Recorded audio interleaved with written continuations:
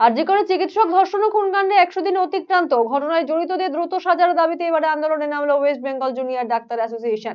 CBI দপ্তর সল্টলেকের CGO কমপ্লেক্সে ডেপুটেশন কর্মসূচি পালন করে সংগঠন নেতৃত্ব। সোমবার ঘোষণা মতো চিকিৎসক সংগঠনের প্রতিনিধিরা এসে পৌঁছয় সিজিও ভবনের সামনে। তবে কেন্দ্রীয় তদন্তকারী সংস্থার দপ্তরে ঢোকার আগেই সিজিও ভবনের মূল প্রবেশদ্বারে প্রতিনিধি দলকে আটকে দেয় কেন্দ্রীয় নিরাপত্তা রক্ষীর কর্মীরা। ধর্ষণ ও খুনকাণ্ডে তদন্ত প্রক্রিয়া দ্রুত শেষ করতে সিবিআই আধিকারিকদের কাছে একটি স্মারকলিপি লিখে নিয়ে এসেছেন ওয়েস্ট বেঙ্গল জুনিয়র ডাক্তার অ্যাসোসিয়েশনের প্রতিনিধিরা।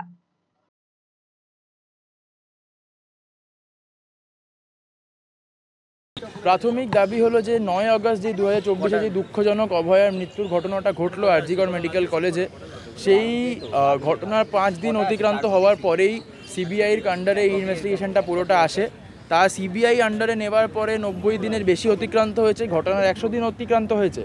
আমরা একটি প্রাথমিক চার্জশিট পেয়েছি, এখানে মূল অভিযুক্ত সঞ্জয় রায়, এবং ওখানে একটি ক্লজও লেখা ছিল যে যদি আরও কোনো ব্যাপার থাকে, আরও কোনো ঘটনা ঘটে থাকে, তাহলে ওটা নিয়ে ক্লিয়ার করার জন্য একটি সাপ্লিমেন্টারি চার্জশিট দেওয়া হবে, যেটা সিবিআই এখনও দেয়নি। তাছাড়া ট্রায়াল শুরু হয়েছে শিয়ালদা কোর্টে।